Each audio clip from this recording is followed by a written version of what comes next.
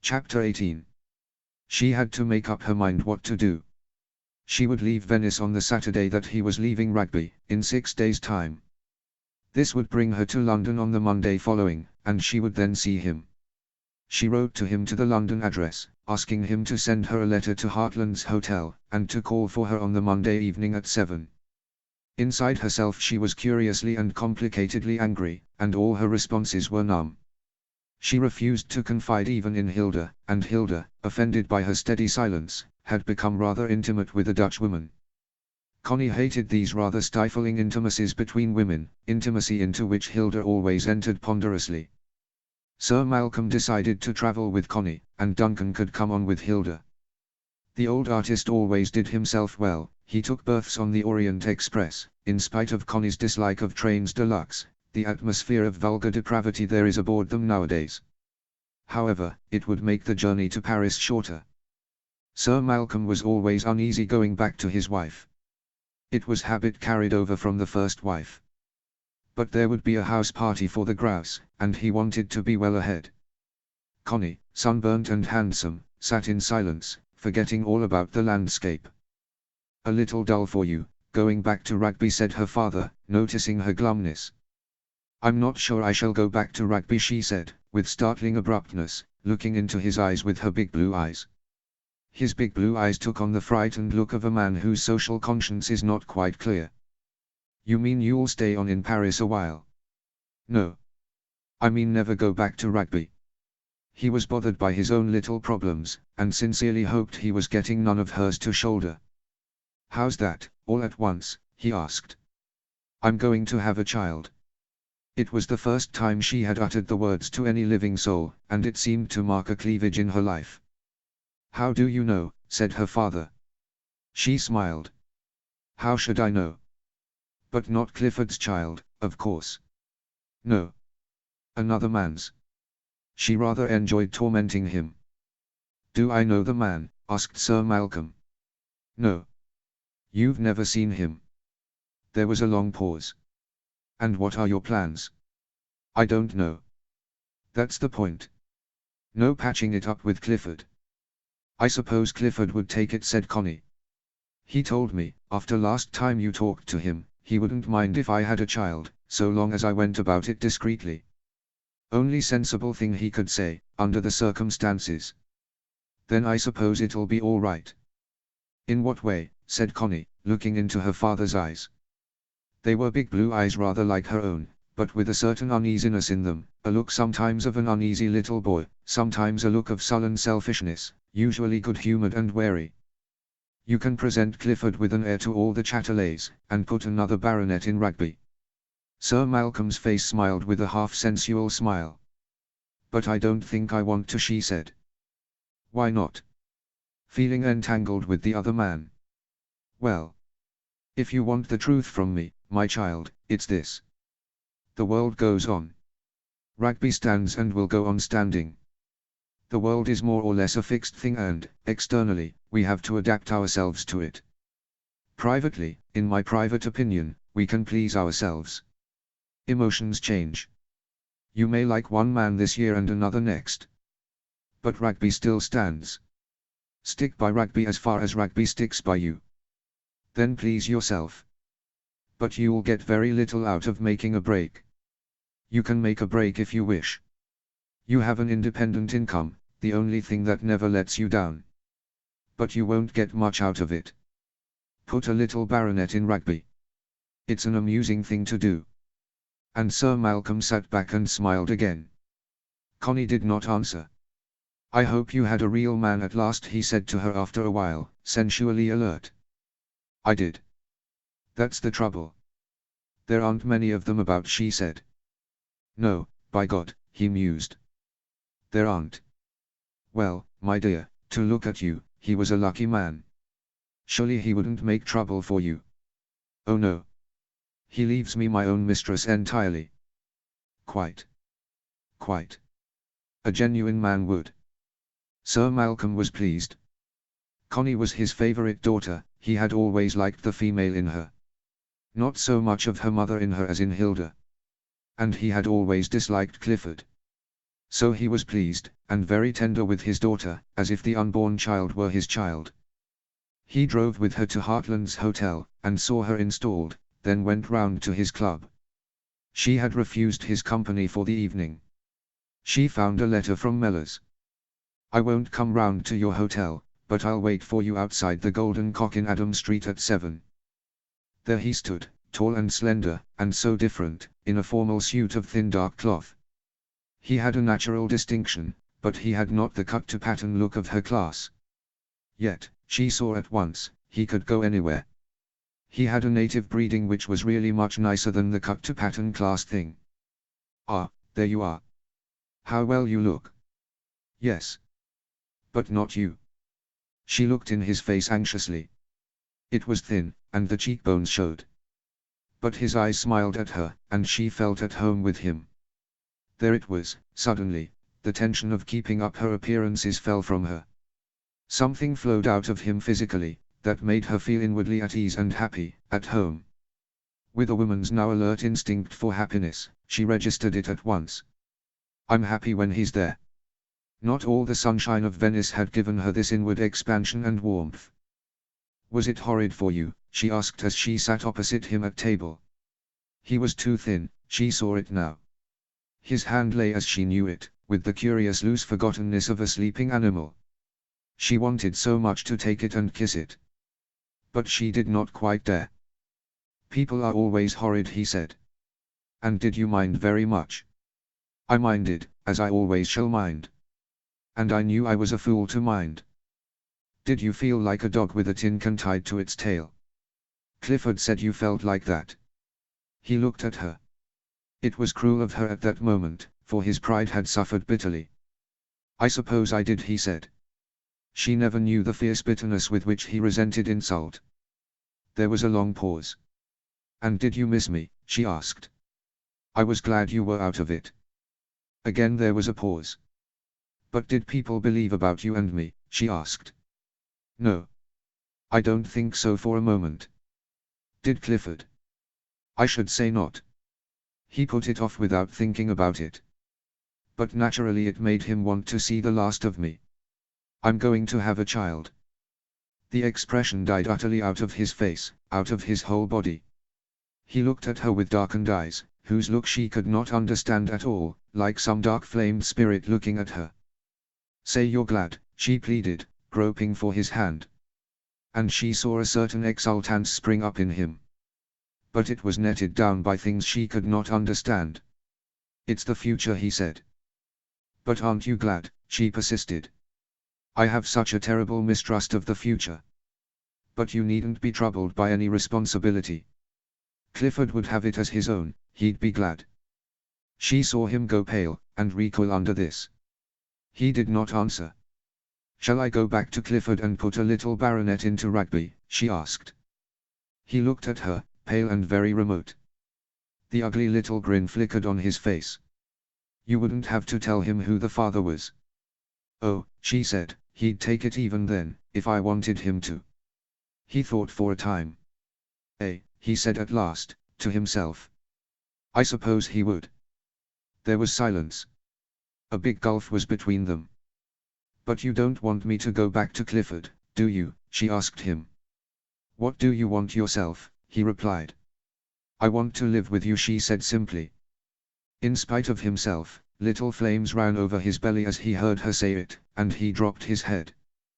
Then he looked up at her again, with those haunted eyes. "If it's worth it to you," he said. "I've got nothing. You've got more than most men." "Come, you know it," she said. "In one way, I know it." He was silent for a time, thinking. Then he resumed, "They used to say I had too much of the woman in me. But it's not that. I'm not a woman, not because I don't want to shoot birds, neither because I don't want to make money, or get on. I could have got on in the army, easily, but I didn't like the army. Though I could manage the men all right, they liked me and they had a bit of a holy fear of me when I got mad. No, it was stupid, dead-handed higher authority that made the army dead, absolutely fool dead. I like men, and men like me.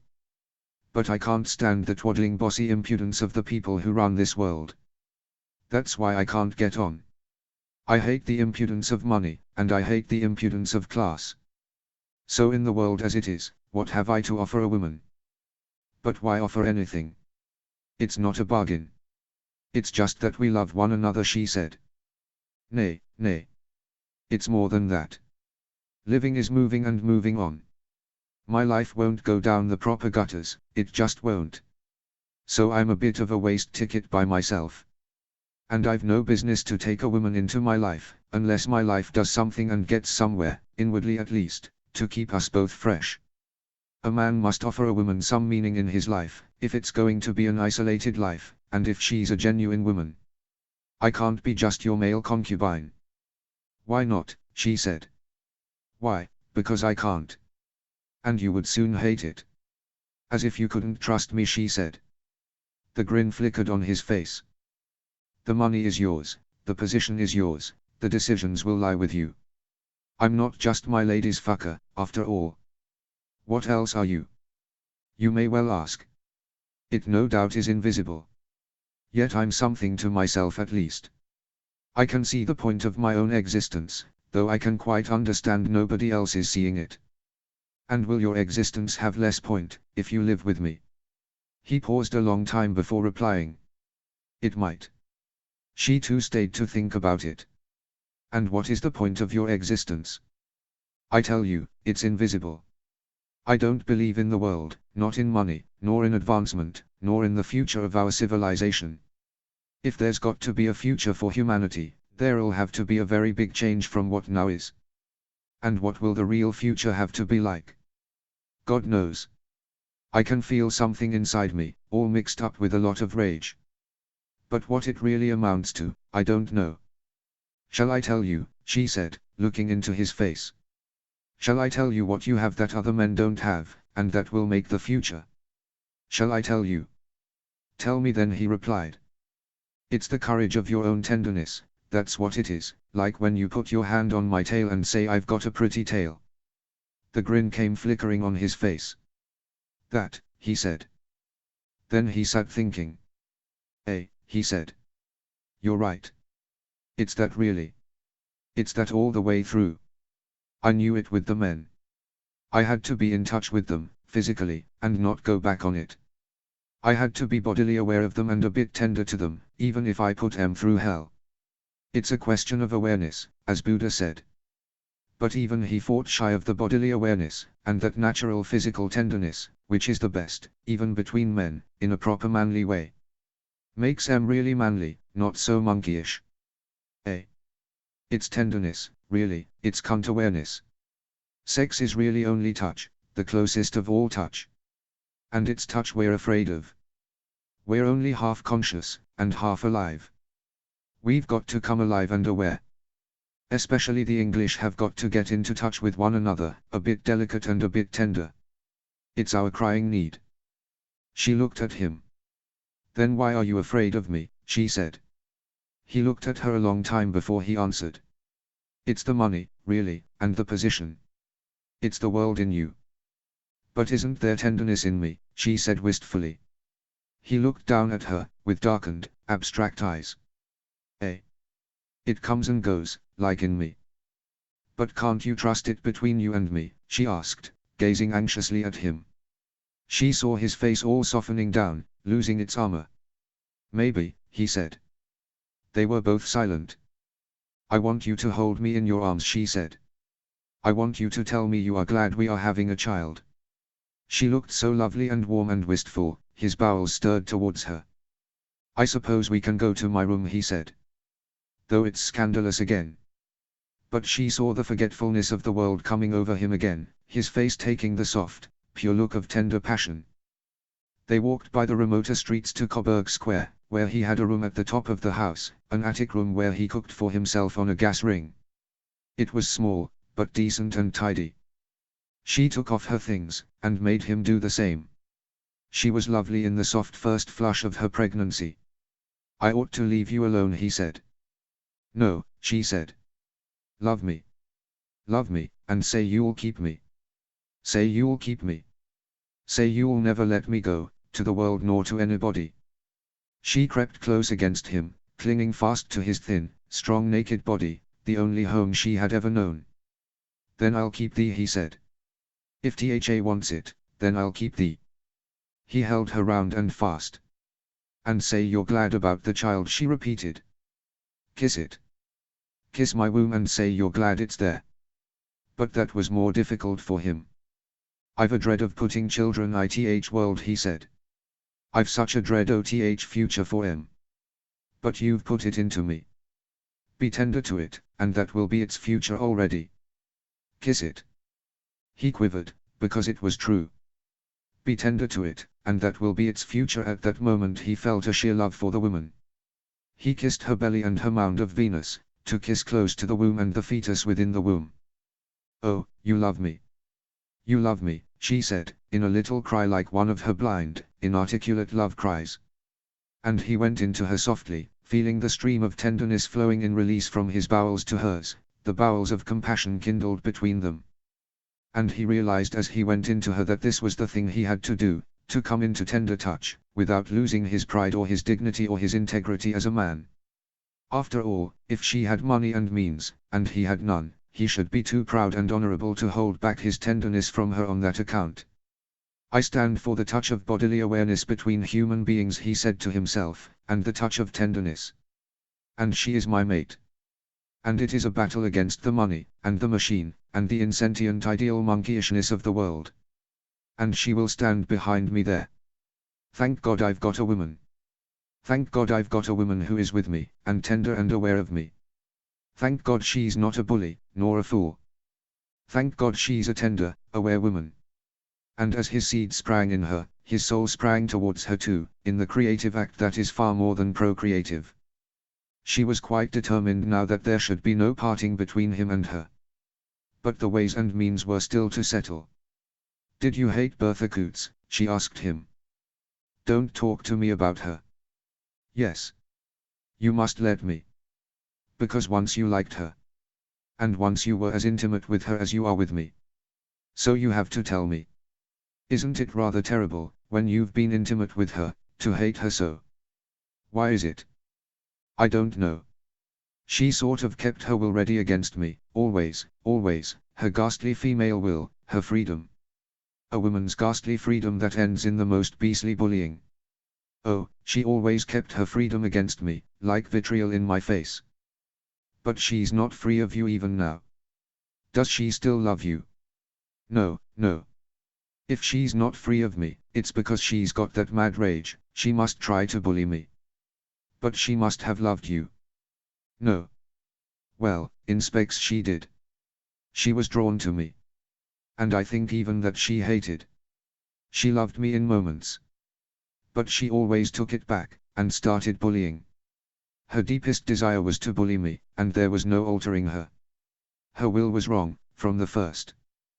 But perhaps she felt you didn't really love her, and she wanted to make you. My God, it was bloody making. But you didn't really love her, did you? You did her that wrong." "How could I? I began to. I began to love her. But somehow, she always ripped me up. No, don't let's talk of it. It was a doom, that was. And she was a doomed woman. This last time, I'd have shot her like I shoot a stoat, if I'd but been allowed, a raving, doomed thing in the shape of a woman. If only I could have shot her, and ended the whole misery.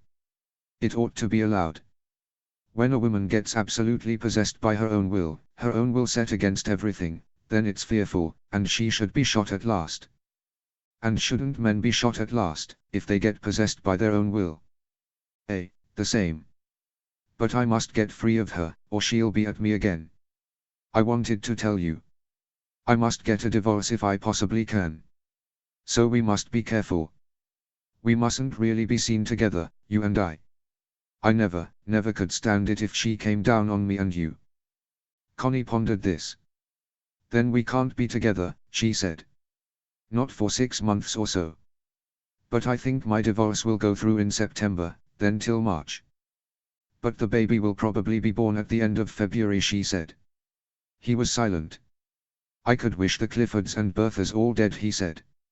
"It's not being very tender to them," she said. "Tender to them? Yeah, even then the tenderest thing you could do for them, perhaps, would be to give them death. They can't live. They only frustrate life. Their souls are awful inside them. Death ought to be sweet to them. And I ought to be allowed to shoot them. But you wouldn't do it, she said. I would though. And with less qualms than I shoot a weasel. It anyhow has a prettiness and a loneliness. But they are legion. Oh, I'd shoot them. Then perhaps it is just as well you don't. Well. Connie had now plenty to think of. It was evident he wanted absolutely to be free of Bertha Coots. And she felt he was right. The last attack had been too grim. This meant her living alone, till spring. Perhaps she could get divorced from Clifford. But how? If Mellors were named, then there was an end to his divorce. How loathsome. Couldn't one go right away, to the far ends of the earth, and be free from it all? One could not. The far ends of the world are not 5 minutes from Charing Cross, nowadays. While the wireless is active, there are no far ends of the earth. Kings of Dharma and lamas of Tibet listen into London and New York. Patience. Patience. The world is a vast and ghastly intricacy of mechanism, and one has to be very wary, not to get mangled by it. Connie confided in her father. You see, father, he was Clifford's gamekeeper, but he was an officer in the army in India. Only he is like Colonel C. E. Florence, who preferred to become a private soldier again. Sir Malcolm, however, had no sympathy with the unsatisfactory mysticism of the famous C. E. Florence. He saw too much advertisement behind all the humility. It looked just like the sort of conceit the knight most loathed, the conceit of self-abasement. Where did your gamekeeper spring from? Asked Sir Malcolm irritably. He was a collier's son in Tivishal. But he's absolutely presentable. The knighted artist became more angry. Looks to me like a gold digger, he said. And you're a pretty easy gold mine, apparently. No, father, it's not like that. You'd know if you saw him. He's a man.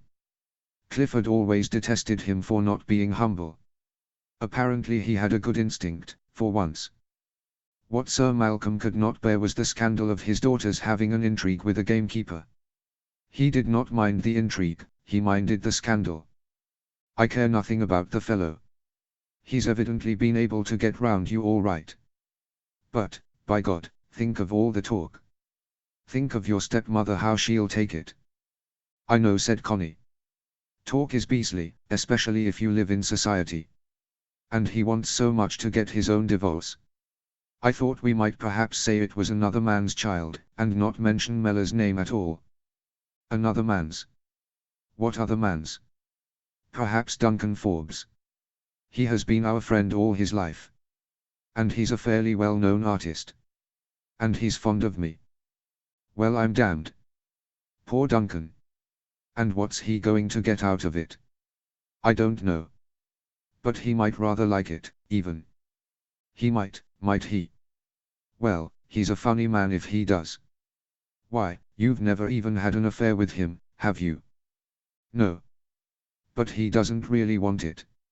He only loves me to be near him, but not to touch him. My God, what a generation. He would like me most of all to be a model for him to paint from. Only I never wanted to. God help him. But he looks downtrodden enough for anything. Still, you wouldn't mind so much the talk about him. My God, Connie, all the bloody contriving. I know. It's sickening. But what can I do? Contriving, conniving, contriving. Makes a man think he's lived too long. Come, father, if you haven't done a good deal of contriving and conniving in your time, you may talk. But it was different, I assure you. It's always different. Hilda arrived, also furious when she heard of the new developments. And she also simply could not stand the thought of a public scandal about her sister and a gamekeeper. Too humiliating. Why should we not just disappear, separately, to British Columbia, and have no scandal, said Connie. But that was no good. The scandal would come out just the same. And if Connie was going with the man, she'd better be able to marry him. This was Hilda's opinion. Sir Malcolm wasn't sure. The affair might still blow over. But will you see him, father? Poor Sir Malcolm. He was by no means keen on it. And poor Mellors, he was still less keen.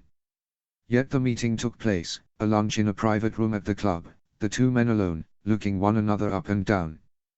Sir Malcolm drank a fair amount of whisky, Mellors also drank. And they talked all the while about India, on which the young man was well informed.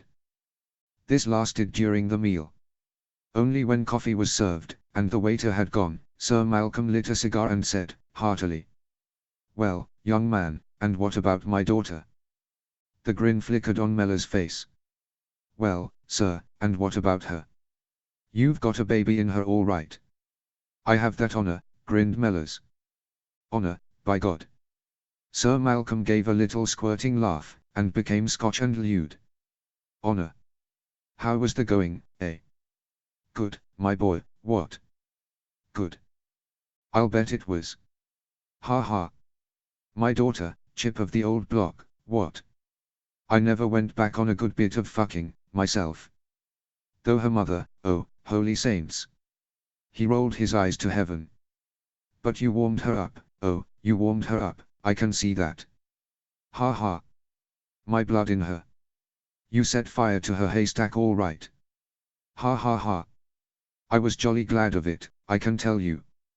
She needed it. Oh, she's a nice girl, and I knew she'd be good going, if only some damned man would set her stack on fire. Ha ha ha. A gamekeeper, eh, my boy? Bloody good poacher, if you ask me. Ha ha. But now, look here, speaking seriously, what are we going to do about it? Speaking seriously, you know. Speaking seriously, they didn't get very far. Mellors, though a little tipsy, was much the sober of the two. He kept the conversation as intelligent as possible, which isn't saying much. "So you're a gamekeeper?" "Oh, you're quite right. That sort of game is worth a man's while, eh, what? The test of a woman is when you pinch her bottom. You can tell just by the feel of her bottom if she's going to come up all right. Ha ha.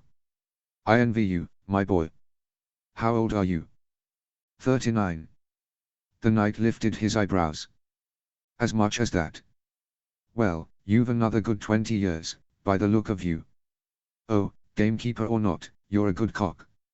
I can see that with one eye shut. Not like that blasted Clifford. A lily-livered hound with never a fuck in him, never had. I like you, my boy, I'll bet you've a good cod on you. Oh, you're a bantam, I can see that. You're a fighter. Gamekeeper. Ha ha, by crikey, I wouldn't trust my game to you. But look here, seriously, what are we going to do about it? The world's full of blasted old women. Seriously, they didn't do anything about it, except establish the old Freemasonry of male sensuality between them. And look here, my boy, if ever I can do anything for you, you can rely on me. Gamekeeper. Christ, but it's rich. I like it. Oh, I like it. Shows the girl's got spunk. What? After all, you know, she has her own income, moderate, but above starvation. And I'll leave her what I've got. By God, I will. She deserves it for showing spunk, in a world of old women. I've been struggling to get myself clear of the skirts of old women for 70 years, and haven't managed it yet. But you're the man, I can see that. I'm glad you think so. They usually tell me, in a sideways fashion, that I'm the monkey. Oh, they would. My dear fellow, what could you be but a monkey, to all the old women? They parted most genially, and Mellors laughed inwardly all the time for the rest of the day. The following day he had lunch with Connie and Hilda, at some discreet place. "It's a very great pity it's such an ugly situation all round," said Hilda. "I had a lot of fun out of it," said he. "I think you might have avoided putting children into the world until you were both free to marry and have children." "The Lord blew a bit too soon on the spark," said he. "I think the Lord had nothing to do with it. Of course, Connie has enough money to keep you both, but the situation is unbearable." "But then you don't have to bear more than a small corner of it, do you?" said he. "If you'd been in her own class." Or if I'd been in a cage at the zoo. There was silence. I think, said Hilda, it will be best if she names quite another man as correspondent and you stay out of it altogether. But I thought I'd put my foot right in. I mean in the divorce proceedings. He gazed at her in wonder. Connie had not dared mention the Duncan scheme to him. I don't follow, he said. We have a friend who would probably agree to be named as correspondent, so that your name need not appear, said Hilda. You mean a man? Of course. But she's got no other. He looked in wonder at Connie. No, no, she said hastily. Only that old friendship, quite simple, no love. Then why should the fellow take the blame? If he's had nothing out of you. Some men are chivalrous and don't only count what they get out of a woman, said Hilda. One for me, eh? But who's the Johnny?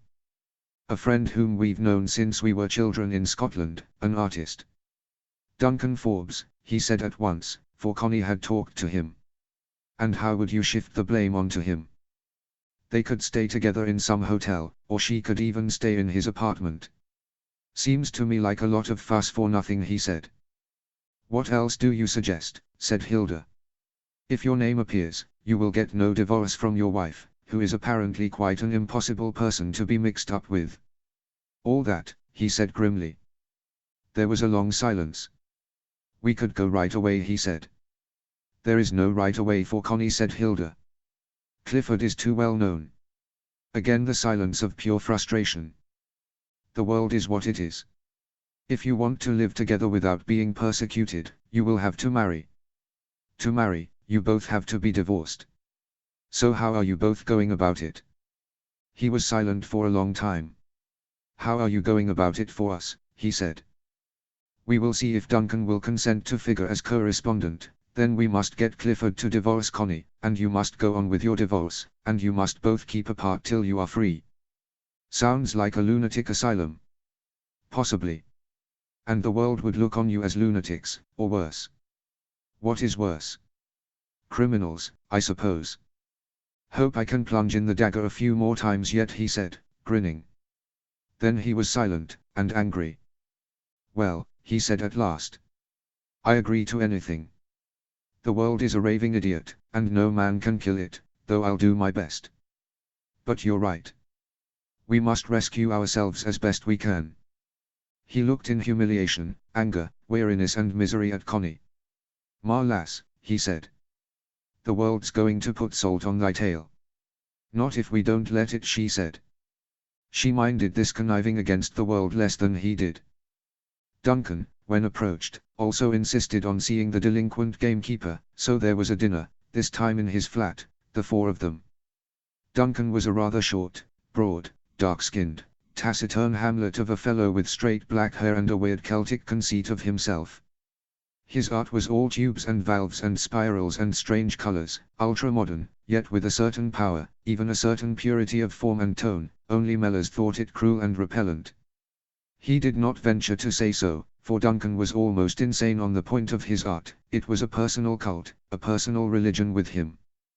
They were looking at the pictures in the studio, and Duncan kept his smallish brown eyes on the other man. He wanted to hear what the gamekeeper would say. He knew already Connie's and Hilda's opinions. It is like a pure bit of murder, said Mellors at last, a speech Duncan by no means expected from a gamekeeper. And who is murdered? Asked Hilda, rather coldly and sneeringly. Me. It murders all the bowels of compassion in a man. A wave of pure hate came out of the artist. He heard the note of dislike in the other man's voice, and the note of contempt. And he himself loathed the mention of bowels of compassion.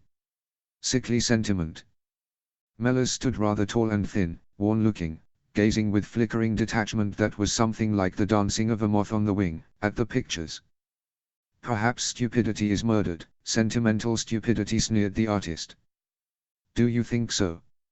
I think all these tubes and corrugated vibrations are stupid enough for anything, and pretty sentimental.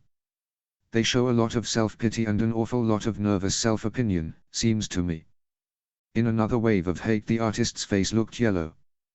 But with a sort of silent hauteur he turned the pictures to the wall. I think we may go to the dining room, he said. And they trailed off, dismally. After coffee, Duncan said. I don't at all mind posing as the father of Connie's child. But only on the condition that she'll come and pose as a model for me. I've wanted her for years, and she's always refused.